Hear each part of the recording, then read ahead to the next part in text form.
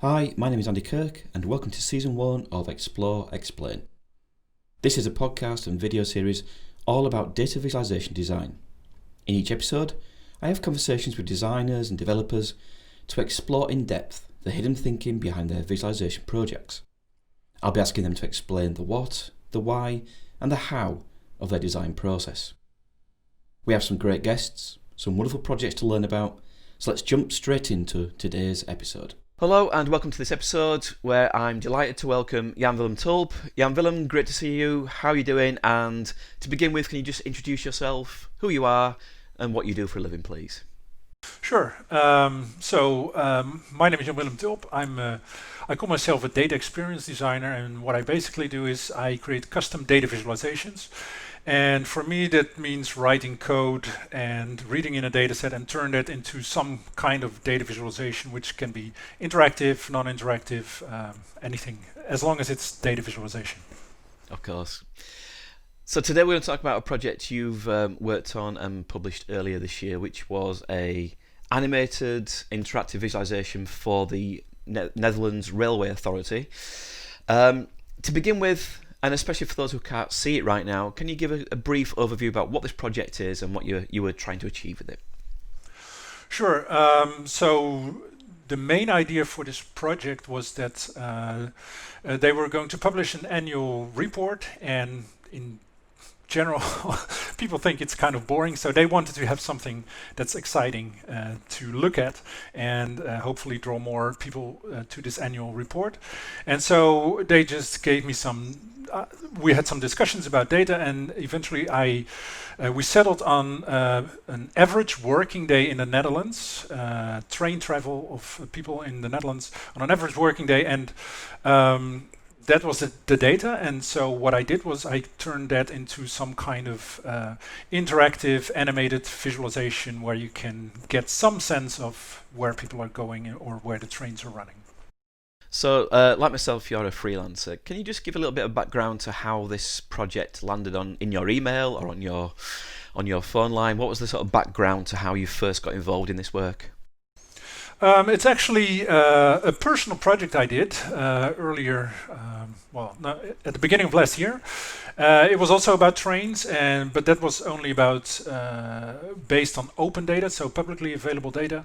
And what I did was it was a kind of an experiment where I had conceptually I had the idea that if one train moves from one city to another city, then conceptually they're kind of closer to each other. So what I did was I created also an interactive visualization of the map of the Netherlands. But when trains are moving between cities, these cities are attracted to each other. But since there are many trains leaving cities, these cities are pulled to all kinds of directions. And my idea was that especially the west of the Netherlands is well connected with trains. So I would expect that during the day this part of the Netherlands would contract a lot, and then during the night it would expand again. So there was kind of a personal experiment, and they saw that project too, and they they wanted to have something like that, basically.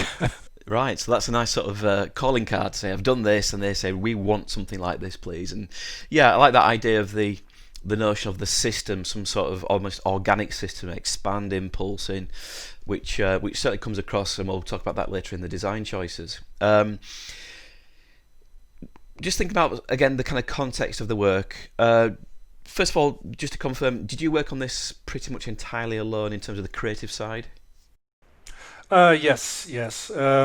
I obviously did have some contacts with the Dutch railways, and they provided with the data, and we had some initial brainstorming. But after that, once we decided this is the data that you can work with, it was just me working on the project. Right, and it's always hard sometimes to manage that sort of client relationship. To what degree do you welcome their involvement? To what degree do you have to keep them updated on progress? Did you keep sending updates to them, or because of the fact that they came to you having previously seen the other work, did they have a certain relaxed attitude towards, look, we trust this guy, he'll do something cool for us, so we'll leave him to update us when he needs to?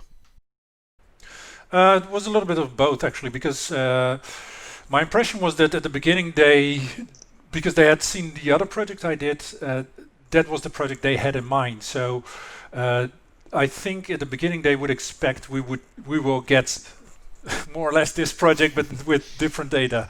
But for me, it's also a challenge to come up with new ideas and to try things out, and also if the data is slightly different, you can already create completely different solutions. Although this is not completely different, but on the one hand, I of course did keep them updated to show them progress and convince them that a slightly different approach can also work.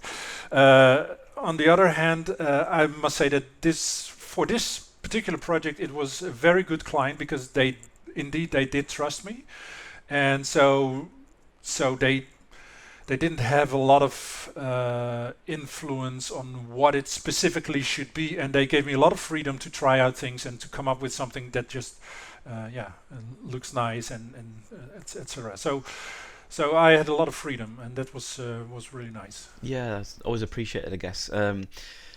And I think if we think about the other people characteristics, which are the audience, I guess the audiences of an annual report, in a sense, this is to try and lure people in, are probably fairly well known to the Railway Authority. But did you have to create any personas, any characteristics of audience types that you therefore felt you had to design to, or did you just keep it at this relatively artistic level where it would be more about an exhibit of data-driven artwork in a sense?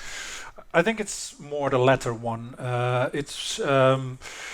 There was an agency involved who was actually responsible for the online version of the annual report. So they were responsible for creating the actual content and the exact numbers. And although this is also based on exact numbers, but they had to present them precisely so that people know exactly what they did the last year. And so I think I was more concerned with the visualization itself and making sure that it at least communicates something, and there were some ideas they wanted to communicate. So to give you a little bit background information, they did have a map last year as well. About average train travel, but it was a two-dimensional map, and you could only select one station, and you would see only the direct connections between this particular station, and that was it. And you wouldn't see the full map, etc. So there was some prior work to this, but in this case, I think I was mostly concerned with creating something based on this data that was a creative expression. That was, I think, more important than making sure that managers fully understand it. Although I think some people hopefully did in the end. At least something. Yeah, right. I mean, I think it's kind of interesting that effectively what you're saying there is that in parallel to this work being conducted, there were also perhaps more traditional reporting taking place, bar charts, line charts, which I guess gives you then the space to say, right, this does not have to do that. This is something that can be a bit more liberated. Exactly. But to that extent, when we talk about things like deliverables and the expectation of the things that you will make, was it just going to be something that would exist on the website, on the desktop and the mobile, or would it also expand potentially to creating printed assets that would go in the annual report? And maybe does it also potentially exist as a big organisation headquarters lobby exhibit piece that you can sort of see and experience in that sort of situation? Has it kind of grown potentially in its formats? That hasn't happened specifically for this project, but I can reveal that we are in discussion to expand in some way. So yeah, so watch this space. Yeah, exactly.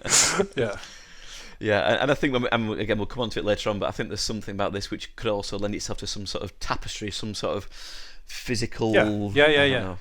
But I won't second guess what that next future element will be. So, with regards to the classic difficulties of developing work for the web that will have to exist on mobile as well as desktop. Just from the point of view of your initial thought process, did you effectively design it for mobile first or desktop first, or did it just run in parallel completely? No, it was designed for desktop first. I must say that if I look at most of my projects, I think that's the approach I take most of the time. So, and the reason for that is probably because I would like to get a sense of the potential of a data set and what is possible, so that I know where I can reduce things for smaller screens or make decisions. And if I would start the other way around, I don't do it that way most of the time, but for me this is an approach that works really well, because then I have a full sense of, okay, this is something that I can scale geometrically, or I have to reduce the amount of information. And so for me, I think for me it's easier to go back from big to small than the other way around.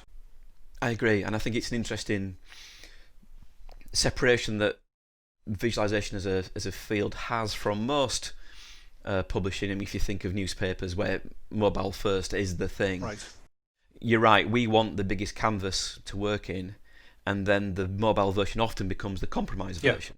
You either simplify or you make things smaller, you take things off.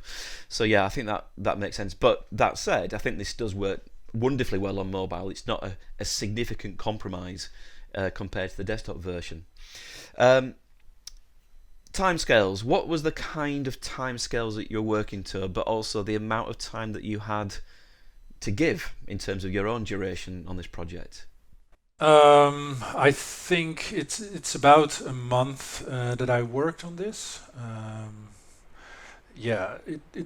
didn't work on it full time, but I think the lead time was about a little over a month. And does that therefore give you plenty of space to feel like you've pushed it as far as it can be usefully pushed? It doesn't feel therefore that you've been rushed into launching something that has to be done by a certain point and you've only had a few days to work on it. Did you feel on reflection that was a suitable duration of time? I think for this project it was. I think it also was because for this project I did have some initial idea before I started, and I wanted to test it out, and it kind of worked. The concept worked that I had in my mind. So if that wouldn't have worked, then you would need more time to come up with different approaches to represent this data. So in that case, so I didn't try out too many different concepts for this one. It was kind of I have this idea and let's see if it works, and it did work, and then build on that. So I mean, that's a nice way to accelerate developments, I guess. Yes. From the perspective of constraints that you might have faced, did you have to work to any style guidelines, any restrictions on color usage, typeface choice? To some extent, yes, because the Dutch Railways has a very strong brand, and also this agency that was developing the annual report website, they also had to comply with the style guide. But as it is in general with visualization, style guides are generally not designed specifically for visualization. So what and with visualization you try to communicate information, and that can conflict sometimes. So if you create a corporate identity or a style guide that has some nice colors, but if you want to communicate and it needs more colors, what are you going to do? So in cases like this, I try to stick to the style guide as much as possible and also be inspired by it, so that I can create small variations of it that it still fits in. But it's I'm not sure if it's 100% fit of the Right. style guide, but as much as possible. And again, just in terms of this sort of initial starting point to a project, we've already mentioned that the aims were perhaps leaning more towards it being an artistic exhibit, something that would be that would grab attention, that would draw people in, that would serve that role, more so than communicating exactly how many trains are on the tracks at any given point. One of the design motifs that kind of comes strong from this is echoes of a famous work, perhaps made famous by Edward Tufte's book, but was originally produced by E.J. Mary, which was this sort of train schedule, this sort of visual train schedule. Was that something that was in your thinking, perhaps not necessarily in this development, but the original version that you made? Was that kind of structure of this sort of lattice archetype something that you had in mind? No. Right. No. I am aware of this project, of course, but the connection actually came after once I saw it on screen. So to tell you about my initial idea was actually kind of this. So I was thinking about how space and time is always kind of a challenge to represent, and so this idea I had, because it's an average day that keeps repeating itself. So then a natural kind of concept could be a circle. So I was thinking about this old Rolodex where you have phone numbers, and then you yes. And that was my initial idea. And I thought every slice could be, or every card could be 1 minute or 5 minutes, and then you could.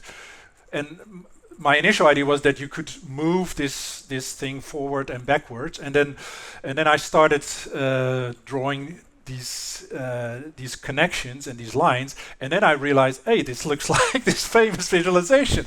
But so my initial idea was not necessarily inspired by that one, but I did see the connection afterwards, and I think it also. I don't know if you can call it an extension or a variation or whatever, but the original one, I think it has the stations vertically and then time, and then it has the lines like this. But the nice variation of this one is that the lines actually have geographical locations. So that's kind of a nice variation of it, I think. Absolutely, yeah. It's the kind of next natural stage, I guess, to incorporate that extra variable of a spatial dimension. Yeah. Right. So moving on to look at the elements of data, the analytical choices, the editorial choices. So can you just give a rough idea to people what kind of data set you were working with when you kind of worked with the client for this? Sure. Yeah. Before we started, we had they actually provided me with several data sets I could choose, which I liked, and I thought that this had some potential for visualization, and also for me personally as a challenge to work with this space-time. That's always nice to work with. So there was the first step. So I picked this general idea of this data. Then part of this data is also available as open data. So that is when each train in the Netherlands runs from which station to which other station. That's publicly available data, but they also provided me with additional data, and that is the number of people getting in and out of a station for every minute. Wow. Although it was still on an average working day, so obviously they have this data in much more detail for all the days. But for me it was just one average day. But still, for every train trip, how many people do get in, how many do get out, how many stay in the train, and I initially also worked on a concept where I made a kind of a projection or an estimate of if people are getting in the train at this station, there's a probability that they get out at this station, and another probability they get out at the next one. And so I had this idea of showing where people would go to from every station and every city. But one of the constraints to talk about that is that this information about how many people are getting in the train and off the train is very sensitive data for competitors, because since quite a few years there are more operators on the Dutch railways. We didn't for many years. This was the only one, but now there are competitors, and so this is also sensitive data right now. So they did like the idea, but it was too sensitive to show this kind of data, and it would also suggest things that, well, may not be true because it's an average working day. So I moved away from this, and I still had to.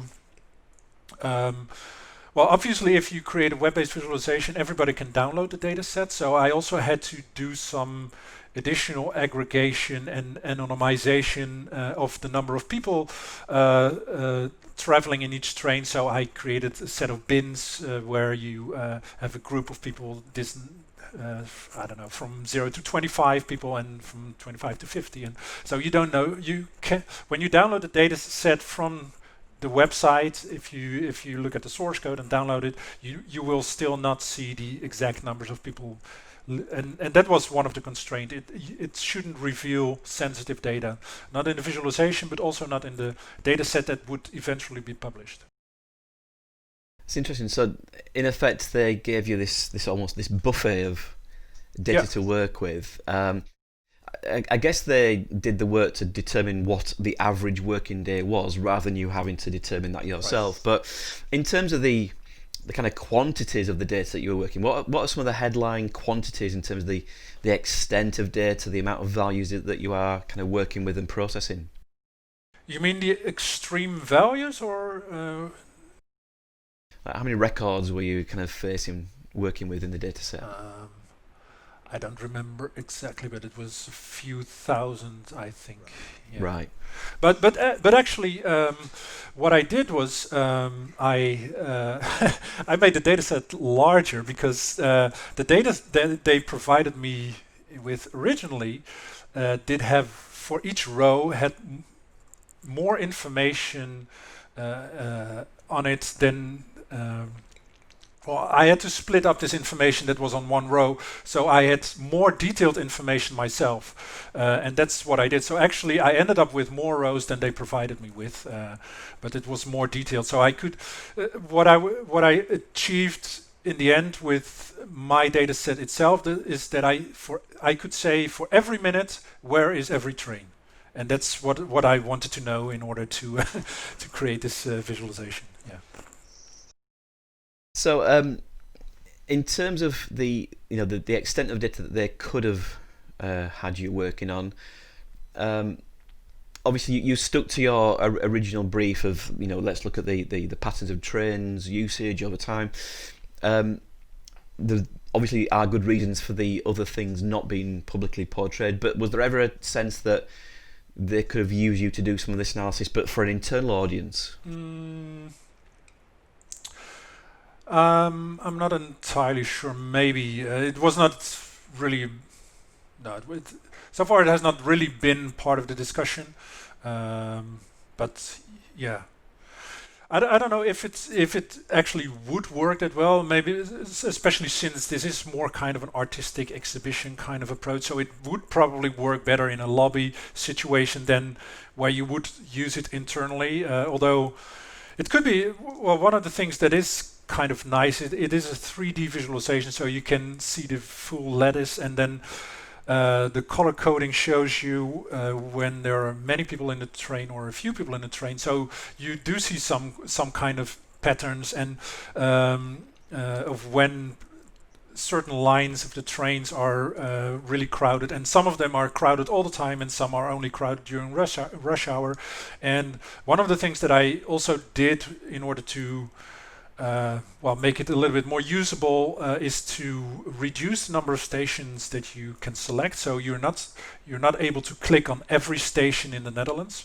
And if you would be interested in those kind of patterns, I can imagine that you do want to have an option that you can select every single station, and maybe obviously if you would use it internally, you could maybe do this for specific days and not use an average day, and then so in that sense it has some potential to be used internally to some extent, I think. I mean, just given where we are in terms of time right now, you could imagine an interesting version of this comparing the lockdowns, the restrictions on travel versus the average working day. You mentioned the stations there, and I was going to ask what was the criteria for the stations that are on the map, and what was the kind of cut-off there? That's actually quite simple because there's some kind of classification of the sizes of stations, and I just used the largest ones. Right. And the reason for that is also that they have the most trains running between them, and also if you pick smaller stations, you have kind of overlaps between the between where trains are running, because the bigger stations usually go longer distances. So if you would also have the smaller stations, you would have the same line, but then just a shorter distance. So I think the bigger stations will reveal most of the of the data itself. So in terms of the analysis that we do see, we've got the main centerpiece is this animated portrayal of train traffic across the Netherlands on an average working day, as we've mentioned. We've also got a couple of bits of analysis further at the bottom of the desktop version, which is the level of CO2 savings over time, the number of total travellers, and also the total trains over time. So again, that was obviously available in the data. What was the sort of thought process behind including those three additional bits of analysis? Well, the CO2, there was actually a bit of a requirement, not a very strict one. It would have been okay if I would have left it out. But one of the things is that they would like to emphasize that they are a green company, clean energy. So incorporating the number of CO2 savings, etc. That's for them a good thing to communicate.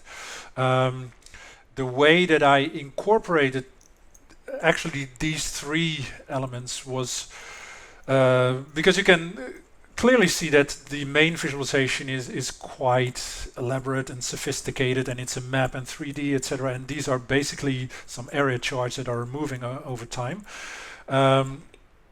The thing is that the two rightmost one, the number of travelers and the number of trains, during the day there is not too much variation for that. So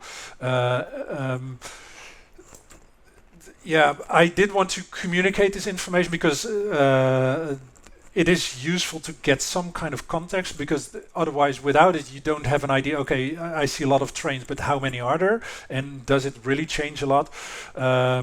So what you can get out of the two rightmost ones is that especially there's a big difference between day and night, and you can get a sense of the exact number, because that's the number you can see on top of the graph. And for the CO2, there was actually kind of an interesting one, because they did feel that it's nice to communicate this, but all I got was one single number for the entire year. So I had to kind of distribute the number of CO2 savings over the trains that were running, and so it gives you some impression of the CO2 savings, but it's also I don't know. It's a kind of a big projection compared to what it's really like, I think, because in reality they also look at the number of people that could have taken a car but are taking the train, and for me that was just 1%. And obviously if you look at actual train data, then there's probably a big difference between cities and rural areas, etc. So this gives you just some sense of this information. But if you want to see the details, then you can look it up in the actual annual report, and so that's the idea behind it. And again, that's something that emphasises the value of these two companion projects working together. This absolutely. Is again another way to sort of draw people in, and then if you want the details, here's the annual report. Right. So kind of moving on to the design choices then. The project, as you've mentioned, is something that you've built on from a previous self-initiated project. Can you sort of talk me through the perhaps the variations that you've explored? Just again to describe what we see. It's now animated. I guess you call it a flow map to a certain degree, and then you've got this fantastic 3D machine churning out these lattice shapes. And actually, I struggle with the articulation of that, and I think many people, when you first launched this, were also fascinated by what do you call this? What's the line? How do we label this thing? Right. What's the name for it? So aside from the name that you've given it, how did you end up with this as the approach that you ended up with? Well, let me put it this way. That's one thing that I kind of like about doing these kind of creative visualizations, is that you one part of the process is playing around with the data and experimenting and trying things out. And so part of this was just stumbling upon this result, actually, because I started with this 3D lattice, but the full 3D representation without the map. That was what I started with, just to see what would it look like if I would show this. But then came the challenge of how would I show the map, and how would I transition between the map and the 3D view, because that was kind of a challenge. And what's also interesting is that I think, well, most of my visualizations are two-dimensional visualizations, and I use libraries such as D3 and working with a library, in this case as 3JS, and working in 3D, you technically you also have to make some different choices, so designing this is also a bit different. So, because in this case I was working with a 3D object and I wanted to show only part of it. And one of the things in 3D is that creating and destructing a 3D geometry is very expensive. It costs a lot of performance and calculation. So what you want to do is have create a 3D object once, and then hide and show parts of it. Right. That's one thing. So, but then was the idea, okay, if that's the idea, how do I add this map to this? And so I came up with this idea that you can clip half of it, and that's basically what's happening. And so but the thing is that when you have this clipping plane, it basically cuts this 3D torus or circle, clips it in half. But this clipping plane extends infinitely. So you cannot say, I only want to clip the top of it, but it also clips the bottom of it. And so that's one of the things that influenced my design, because when you see the map, you don't see the bottom of it. It's below the screen, but if I would zoom out, you would see that the bottom would also be cut off. So that's one of the things. And then also the fact that you see trains moving, I was actually thinking about, I need to find the intersection between the map and all these lines. And then it turned out that if I position this clipping plane just a little bit before the map, then you actually have the small extensions of these lines between the map and the clipping plane. And these are actually the things that you see moving. So I'm not drawing additional elements, but it's just the lines being cut off, and the only thing that you see is the part between the map and the clipping plane. So it's really a tiny section of all these lines, and so these are kind of different challenges you're dealing with than when you're working with two-dimensional visualizations, and I think that's really fascinating. And also because I create more two-dimensional visualization, not so much 3D, this has to be a lot of trying out and experimenting for me, because I don't know all the solutions to this yet. So this really is a big part is just stumbling upon things that work just by trying out, and that could also work. So once I discovered about this clipping plane and how that works, then I realized, well, then I don't need to calculate all the intersection points, etc. So that's one of the things. Were you ever considering the idea of having to detach these two things, or were you always intent of having this map effectively churn out these lattices? Because I could imagine a version where you've got on one side of the page the map, and then on the other side some growing organic thing. But it does feel logical to try and find a solution where you've got the same things together. Yeah, and also because if you, I did really like the 3D representation of this torus or this lattice, and but if you don't see the connection between the map and this 3D object, then it's really hard to understand. So what am I actually looking at? and because I create this combination or actually this transition of this 3D object back to the 2D map, and you see how this 3D object, well, kind of extends from it, then you kind of make this connection in your mind, hopefully at least. So I think separate things could work, but it's also harder to imagine what the concept exactly is. So. And obviously we have as a feature in the piece the ability to speed up and slow down the traffic, which in itself slows down the kind of the printing of this lattice. Was that something that you felt would allow people to experience it in different speeds because it's fun for some to see people? Sorry, it's fun for some people to see it going very quickly, others to see it going slowly. Or was that something that you felt would therefore allow it to continue to be this exhibit and not rush through too much, only for those who wanted it? Well, it is. I do think that it is something that people may enjoy playing around with. That's also the feedback I got from the other project I did, that it's kind of fun. But the actual reason is when I showed this to the client, it started at a kind of,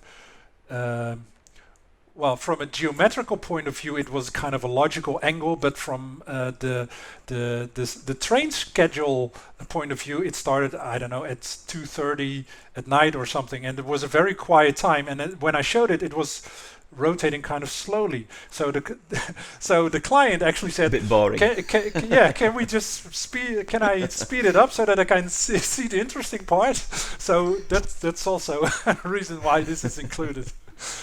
Yeah. And I guess by extension, could that have ever have been something that would allow you to browse back and forth into time? So almost going back to the idea of the sort of roller deck, did you envisage a feature that could allow you to scan back and then go back forward again? That could be an option. The original option was that I thought about dragging this 3D object itself so that you actually have direct control over the motion. I think that could be a very nice extension. At the same time, that would also, well, require quite a bit of additional work, and also it introduces additional complexity. So I think there's also value to keeping things a bit more simple, and then not showing all that's possible, but just the main idea, and that's I think that's valuable too. Absolutely. The other features that we can perform as users is the ability to select a station. We've talked around the criteria of these stations. Just out of interest, Utrecht Central as the default station, is that because it's one of the busiest? Is that where the Railway Authority are kind of headquartered? What's the yeah, that's it. Yeah, that's where they have their headquarters. But I did have another one by default at first, but the request was but it's also the busiest one. It's the main central station of the Netherlands. It's in the middle of the Netherlands. So yeah. So that also makes sense. But yeah. The colours, when we've spoken already about the colour guidelines that you might have had to comply with, just roughly what was your thinking of actually allocating those colours? So why the blue map, why the kind of the yellows and the greens for the speeds? What was the sort of evolution of those colours being the final choices? Well, yellow and blue are the really the main colors for from the style guide. So that's and also because it still had to be integrated some way into this website for the annual report. So stylistically, that also had to match. And I just kind of kept that in mind with, well, playing around with colors. I did try out different things, so kind of red and yellow, but then it had some kind of fire kind of, and yeah, that was also not really what I wanted to communicate. So I think sticking, especially to blue and yellow, that is something that is really close to their brand color. So there was at least what I kept in mind with playing around with these colors. And again, something I try and repeat on these episodes is just the sheer intricacy of giving those colours. So you've got a dark blue background for the whole piece, but then the map blue is a different lighter blue, so you've got that distinction. You've got outlines or strokes around the letters of the station so that they stand out against the crowd. You've got this sort of glow effect of active trains. Even though there's actually a limited colour palette in terms of different hues, there's lots of variation in light and dark shades, and this glow effect, which I think works really well. And then of course you've got the yellow, which is the accent colour, the emphasis to indicate what you've selected. One of the other features that we always have to think about is the layer of annotation, so the assistance to the reader. Now, the default version is inevitably in Dutch. We've got titles, we've got stations selected, we've got the labels on the map, we've got the guides for how you can change the speed of the animation. Were there any other features that at any point you had included as elements of assistance that you took off, or did you always feel that this was just about the right amount of help to give people? Yeah, there hasn't been much change on that front. I think that with visualizations like this, where it's not, where people just want to be inspired and play around with it and see something nice, it may not be necessary to explain everything, but also give people some options to discover things themselves. So I think this has been about the level of annotation that has been there all the time. So the description and the title were the things that came last, of course. But yeah, I had not considered, I don't know, arrows and additional labels and example videos or etc. So this is more or less about what it was all the time. And I think again it captures that idea that the utility of this is as much as an artistic piece, and it's not about reading exact things, it's more about just experiencing it and enjoying it on that front. The last element of design, just to talk about briefly, is the layout and the composition of the piece. Were there any intricacies? I mean, you've already spoken about this 3D model that you're trying to kind of handle and sort of slice away as well. Were there any other kind of intricate choices around sizing and placement, both for the desktop and the mobile version that we spoke to, in terms of how you allocate the space? Well, first of all, if you show a map of the Netherlands, you kind of always have this vertical thing, because that's just the shape of the Netherlands. So that's one thing you have to deal with. But in 3D, you also work with a camera, and you can influence the aspect ratio of a camera. So one of the things that I did experiment with was the amount of perspective for the camera if you move. So I think I exaggerated a little bit, so that if you rotate the map a little bit, then what's in front becomes disproportionately a little bit bigger, and etc. So that in that sense, I try to make a little bit more use of the available space, because if you only rotate it and not size it at all, then it stays kind of in the middle. So that's one of the things that I've been doing. But other than that, it's really it was really just playing around what looks nice a lot. And with regards to mobile, I didn't make too many concessions. Actually, one of them I think single things that I've changed is the number of stations that you can select, and it's only a few have been removed because otherwise they would be too close to each other. So that's basically the biggest difference, and other than that, it just scales, and that's also really nice, I think. Yeah, and of course you need to have, especially on the desktop version, you need to have this available empty space on either side to allow that 3D journey to take place. Right. Otherwise, it will be obfuscated. And even decisions around the size of the font. It feels to me that that's probably the smallest font you can get away with for the labels of the city. But again, you've got the challenge of some of these train stations are quite nearby, some are further away. So it feels again that that's the kind of the optimum that you could have gone with. So reflecting on the production process, can you just, because everyone always asks what tools did you use, so the question is what tools did you use for this work? Right. So the main library for this one is 3JS, which is the one that I've been using to create the 3D objects. And I also must say that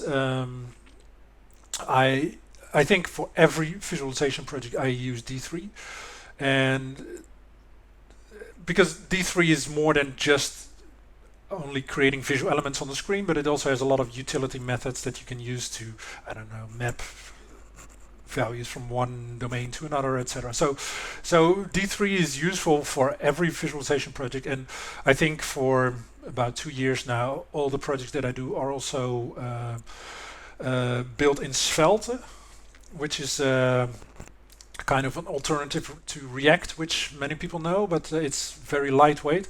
I've used React in the past, but for the projects that I use, I thought it was too much of an overkill, too many changes in too many places for simple things that I needed to do. At least that was my experience. But many times if you do slightly bigger visualization projects, you do want to break things up in components and manage state, etc. So using a web framework, and in my preference is Svelte in this case, is something that can help you a lot with that, writing simple pieces of code that can do a lot for you. So 3JS, D3, and Svelte.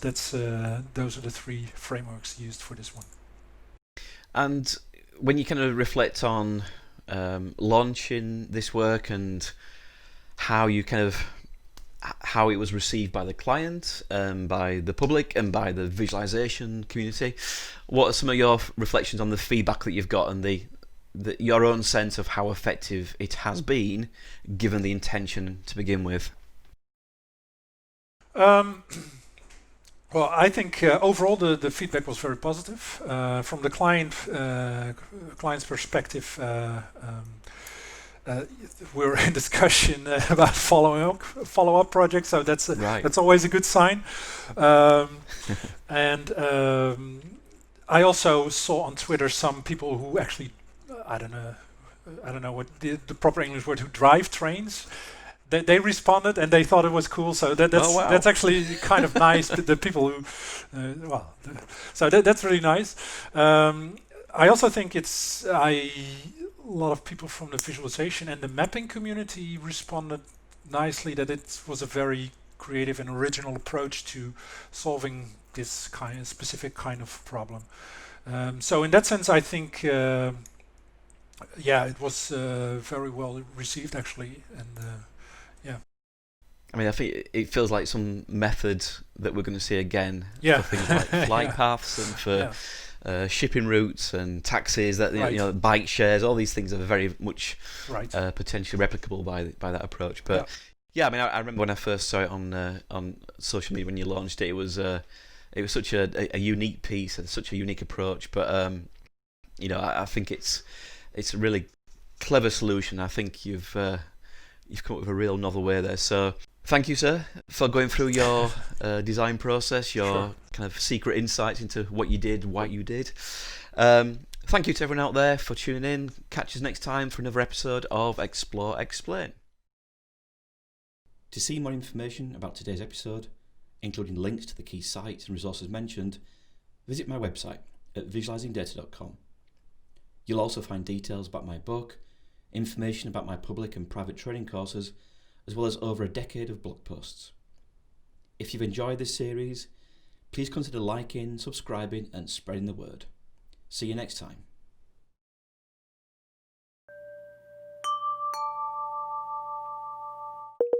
Explore Explain is a MapNotes interactive production.